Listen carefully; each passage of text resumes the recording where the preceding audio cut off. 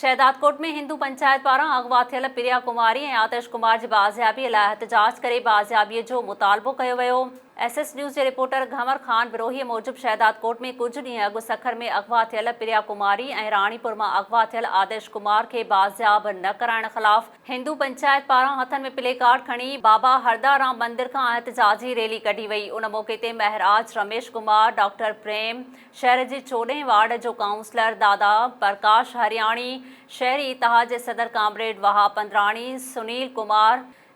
Kumar Chhabria, अगूणे counsellor Anil Kumar गिरनाणी, नून league अगवान तख्तराय ऐं ॿियनि अगवाननि rally खे ख़िताब कंदे मीडिया सां ॻाल्हाईंदे चयो आहे त सखर मां अगवा थियल हिंदू न्याणी प्रिया कुमारी ऐं राणीपुर मां अगवा थियल आतिश कुमार जे अगवा खे केतिरा ई ॾींहं गुज़री विया आहिनि, जिन खे पुलिस बाज़ियाब नाहे कराए सघी, जेको अमल मज़म्मत जोॻो आहे। हुननि सिंध हुकूमत ऐं IG सिंध ऐं ॿियनि वस वारनि खां अगवा थियल प्रिया कुमारी ऐं आतिश कुमार खे बाज़ियाब कराए फैलियल बेचैनी ख़त्म करण जो मुतालबो कयो।